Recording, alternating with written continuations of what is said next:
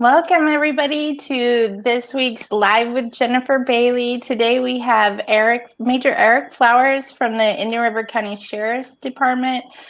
He is currently the candidate for sheriff for Indian River County Sheriff. I'm pleased to have you here today and answer some questions for us. We had lots of great questions that were submitted. Appreciate you coming. Absolutely. Thank you so much for having me on today. Hope you're having a great Sunday and that everybody out there tuned in is having a great Sunday as well. Awesome. Thanks. Well, we'll jump right in. This was a really good question. How does someone find help in a domestic abuse situation, get help, and find safe space? Yeah, so that's a fantastic question, and certainly one that's close to my heart. I spent 6 years on the board of the Safe Space organization. When I saw the question, I thought it was funny that they used the word safe space when our actual shelter here for Indian River County and the Treasure Coast is called Safe Space. There's a hidden shelter here in Indian River County. There's also a place in Martin County, and they also have a thrift shop in St. Lucie County. If anybody wants to pick up some thrift items, it's a great place to go. And all the money that's raised there goes directly to the Safe Space operation. But I can tell you there's multiple ways to get into Safe Space. One is a call to law enforcement. If you're in a situation and you feel comfortable calling law enforcement, that you've been abused, that you've been hurt. Oh, we lost your audio. Uh-oh, you lost me? Can you hear me? Hello, Jennifer? Hello. Hello, hello, hello. Testing.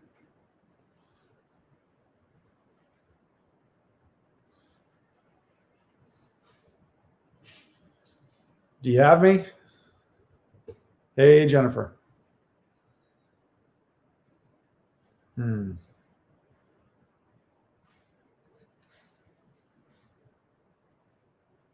Jennifer, do you have me? I can't hear you. You're frozen on my end. I can't hear anything if you can hear me.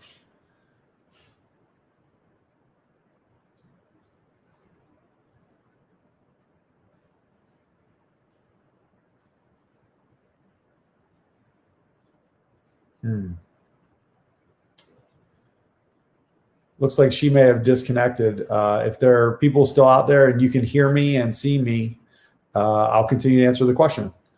So you can call law enforcement to get assistance in a domestic abuse situation, or if you're not comfortable calling law enforcement and you want to just make a call directly to Safe Space, you can call them at 1-800-500-1119, or you can visit their website, which is safespacefl.org. Safespacefl.org. Jennifer, you there? Hi, sorry about that. You kept it going. I kept answering the questions. I was still on the screen and I could still see that we were live, so I answered the question.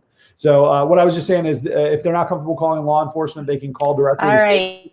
It looks like the internet here for my place is going up and down, so hopefully I'll stay in there with you. Okay.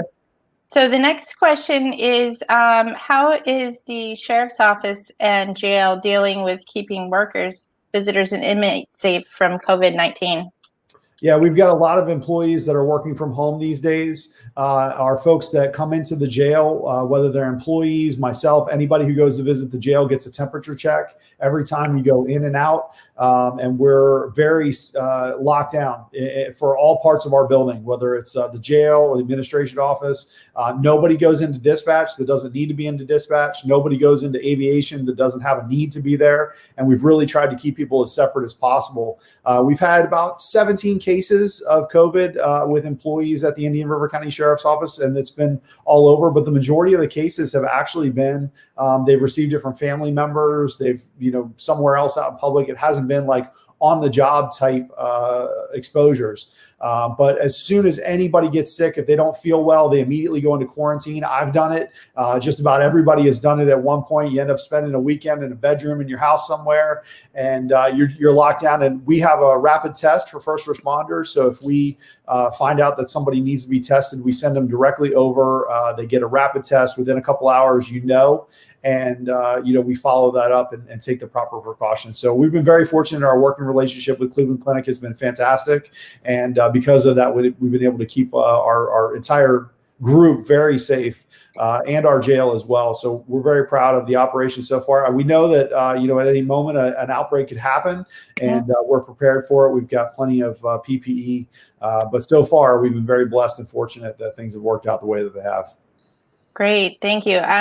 We're all ready for COVID-19 to be a history event instead. We'd love to have a vaccine. That'd be fantastic if we could get it to that quick. Yes. Yeah. All right, next question's a great one. What is your position on firearms, concealed carry, and gun control? Absolutely. So I'm the only candidate in the sheriff's race that is endorsed by the NRA. I am very pro Second Amendment. You as a realtor, I've spoken to other real estate groups before. I'm very pro you guys carrying concealed to protect yourself. There's a question I think later on about real estate agents being questioned, being protected and safe.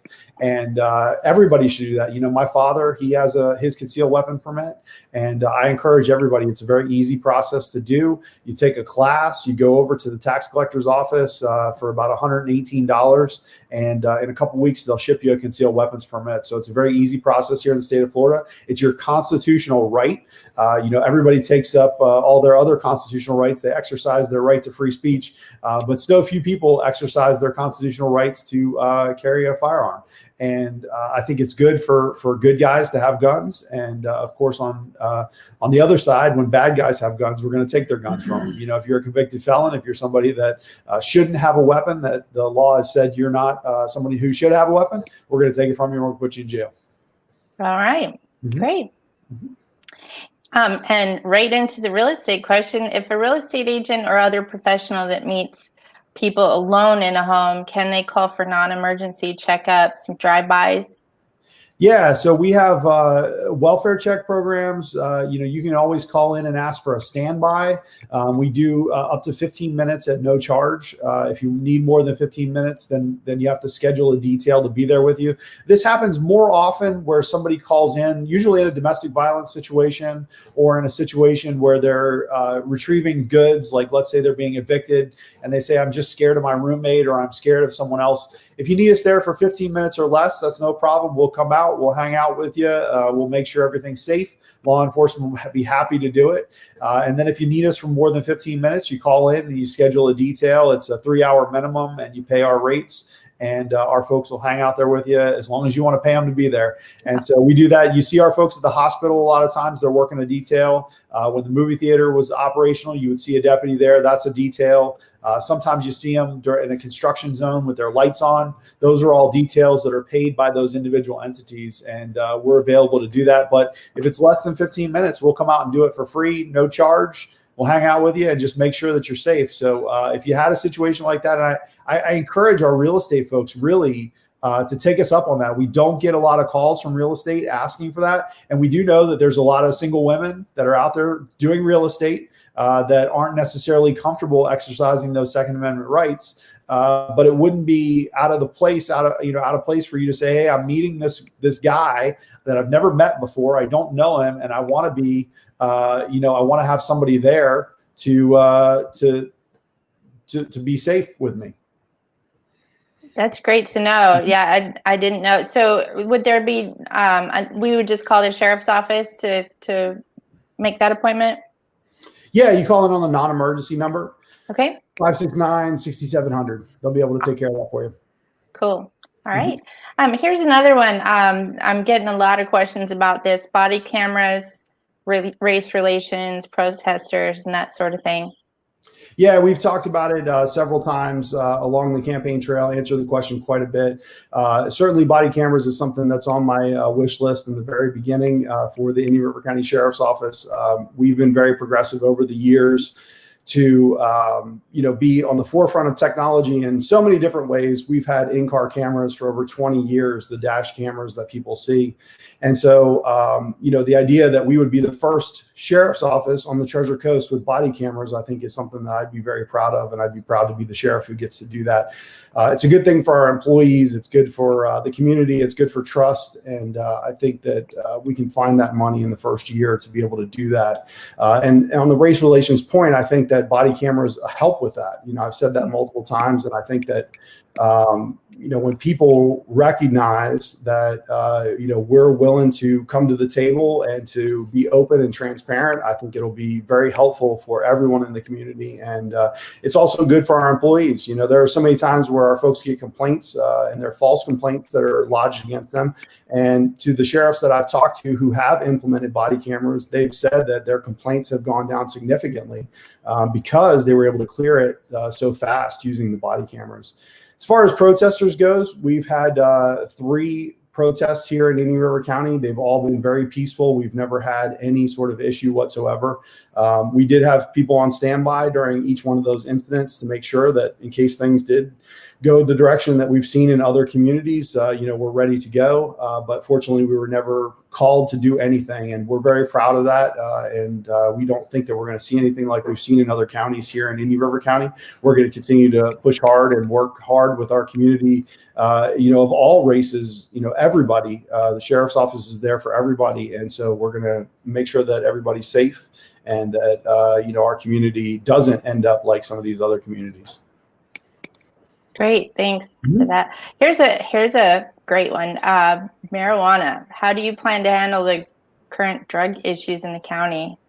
Yeah, I spent 6 years over 2 different stints in our undercover drug unit. A lot of people don't realize that about me.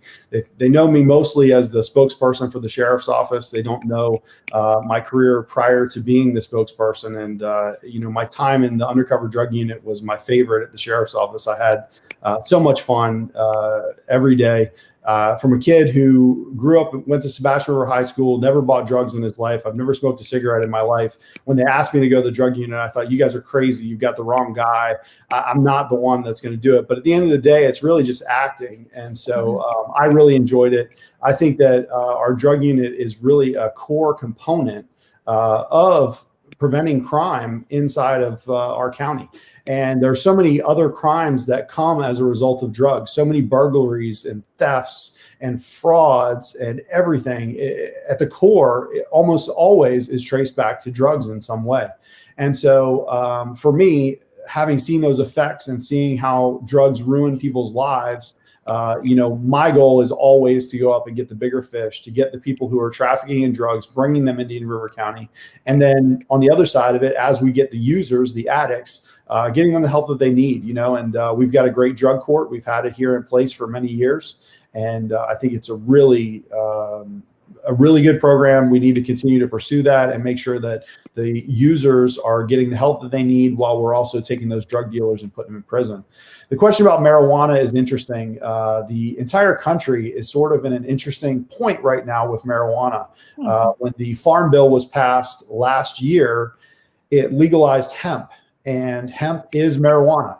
And so we need some federal legislation really for all 50 states right now to step in and give us some guidance on this. Like I said, I've never smoked a cigarette before. I'm not pro drugs. I'm not pro marijuana. I understand that there are people, and I understand there may be some health benefits to it, and that's fine. But what we really need is national guidance on this, because we're in a state of flux, all 50 states. And until this gets cleared up, the law enforcement is going to continue to be in a bad spot with marijuana. And so, I don't know where or how that happens. I would hope that in the next few months, once we get past this presidential election, that we can start to have that conversation. But we need some legislation out of DC to clear this up. And either way it goes, we'll deal with it in law enforcement. But where we're at right now is not good for our country. Yeah. All right. Well, thanks for that. Here's a really sensitive and good one. What about protecting our children and human trafficking? Yeah, it was a couple different questions that came in that kind of sort of addressed the same thing. And, one of my passions when I was back in the Detective Bureau as a sergeant was absolutely human trafficking and protecting our children. And, we've seen other counties put some resources into programs where they're catching these predators online, these people who are, out there preying on children and trying to lure them and hurt them. And I feel that we really need to put more resources into that. We have some really dedicated employees who love making those kind of cases, and it's a very proactive type thing. It's not something that's very reactive. We don't get a lot of calls from the public about those types of cases. So as a sheriff, you really have to guide your employees and say, this is something that's important to me. This is something that I want to see happen. And, we want to put bad guys in jail who are out there doing this in our community. And so for me, this is one of those missions where I plan to take those employees who are passionate about this and really encourage them and give them the time that they need to dedicate to these kinds of operations. We've been very good about drug cases, about dedicating employees and manpower to those kinds of cases. But traditionally, this has sort of been a secondary role. You have your regular detective job, and when you get time with your caseload where you can go make those cases, we'll encourage you to do that. But I think my role as the sheriff is to guide that ship and to really say, I think it's important that we do focus on this. Human trafficking has been one that I've spoken about extensively, and it's something that's very real, happens right here in Indian River County. We are part of the Human Trafficking Coalition of the Treasure Coast and Okeechobee, and that's going to continue to grow as we continue to see cases here on the Treasure Coast. And so we want to be a part of that, and we want to make sure that those kids that are out there are protected and that they've got the resources that they need. We're also partners with Place of Hope. They're a very good organization out of Palm Beach County, and they've built some facilities that are able to house and help victims of human trafficking, and we want to continue to be part of their mission as well. Hey, that's good to know. All right, how about will you be adding more deputies to the road in unincorporated areas like VLE, Fellsmere, etc., that need help with vandalism and burglaries and also homelessness? Yeah, so we talked earlier about the drug question and how drugs sort of relate back to everything. So in my opinion, it's not one particular item that helps. It's a group of items. Everything has to work together in unison. All the instruments have to be playing together in the symphony together, playing together. And so I believe that as we dedicate resources to the drug problem, and we're putting folks in jail and in prison for burglary and for trespass and for drugs and all these different things, the crime will go down by default. But as far as actually adding additional folks for patrol, I do believe that there's some things we can do. We can move some resources around, and we will have more people available for patrol. I do want to look at all of our zones and our assignments to see what's best for the future. I've talked about this 2030 vision when I come into office, and that's something I'm very serious about. The zone assignments, and for folks who aren't in law enforcement, don't understand that as a deputy, you're given a particular zone. You're given an area of the county that you're responsible for. You're expected to know all the homeless people that live in your zone. You're expected to know all the business owners. You're expected to patrol those places, and there are individual places inside of there that we do what we call close patrols.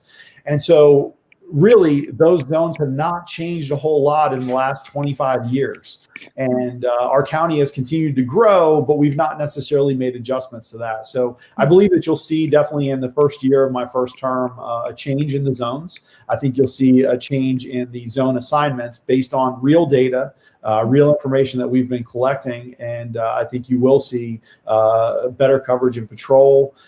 Intelligence-led policing is one of those things that's very important to me, and something that I've studied quite a bit on.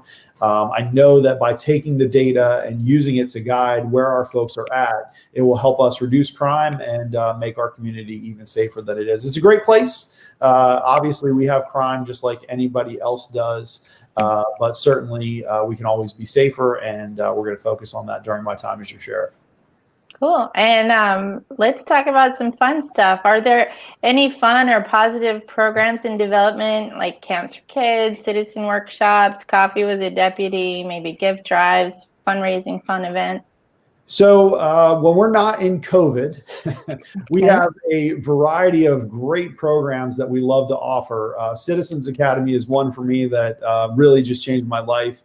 From the first time that I hosted it and got to see the entire program, just gave me a perspective on our entire agency. And unfortunately, when COVID hit, we had a class getting ready to graduate, and those folks are all on hold until things go back to normal. We've had 60 something classes graduate since the 90s.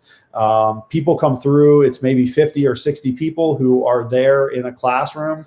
They get to have a weekly session with different parts of our agency, from aviation to canine to the courthouse and jail. They get tours. They get to ask all the questions that they ever wanted to know. Our traffic unit comes in and people get to ask all those questions like, is it really illegal to drive without shoes on? And all those kinds of things that they want to know about. And it's just fun for us as well to really showcase what we do at the Indian River County Sheriff's Office. That program has been very successful, and I can't wait to start it back up again post-COVID. And we may even start it up before then. You know, we may find a way to socially distance and continue to host it because it's that important to our community that we continue it. As far as camps for kids, we offer that through our school resource program and the Florida Sheriff's Youth Ranches. We just did those. We did a great camp on the north end of the county. It really is a great program. The Florida Sheriff's Youth Ranches, if you don't know about them, go online, research them. There's a variety of levels. There are camps that we have available to us when we have wayward youth that have nowhere else to go, where we can send them off, and it's actually some place for them to stay full time where they can grow up. There's mom and dad that raise them there. It's really a blessing for our entire state to have that program. And then during the summer times, we have camps where our school resource officers take folks up to the camp and they have a good time. And then we also have camps in the county where they bring them here. Some of our other programs include the Teen Driver Challenge program, where we actually get out and do some driving. It's the same driving class that our deputies get to do, but they do it with the kids, and they talk to them about how to change a tire, and they talk to them about not drinking and driving. They talk to them about not texting and driving, and that's been very, very successful. People know our great barbecue that happens every year in March. It's still just $5 for a meal. It's the first Wednesday in March every year, and that raises money for the Florida Sheriff's Youth Ranch program. And of course, we're very proud of that. So the Coffee with the Deputy programs, we were doing those prior to COVID.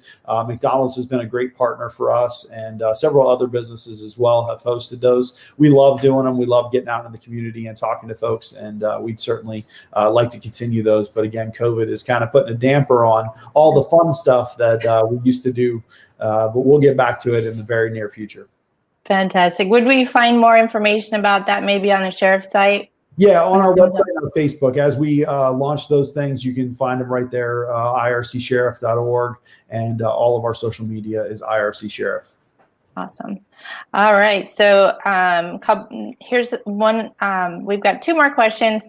Okay. One of it, when does voting end? When will we find out if you're the new sheriff? And when would your job as sheriff begin if you do win the election? That's a great question.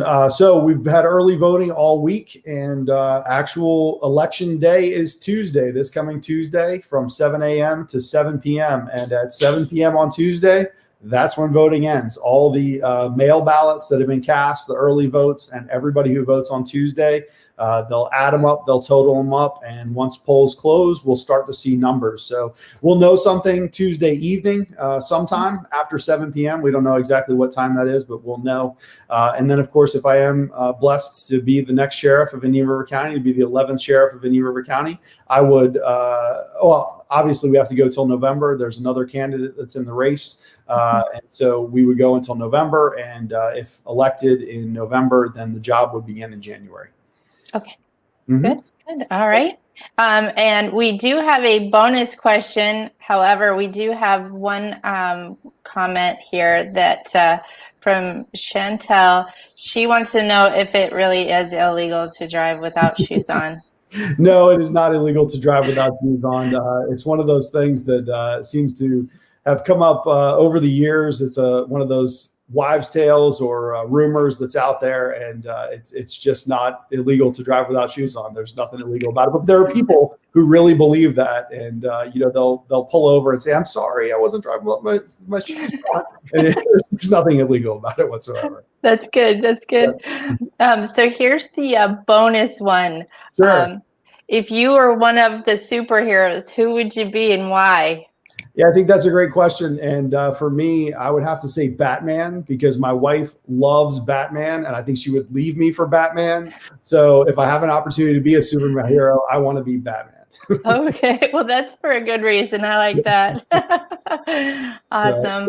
Thank you for having me on today, Jennifer. I really appreciate it. And you and all of your friends in real estate, please be safe out there. You never know. My wife and I watch a lot of Dateline, and you see too many incidents and things happening. And so I want you guys to be safe out there. Exercise your Second Amendment rights, protect yourself, and call us if you need us. We'll be glad to come out and do a standby, okay?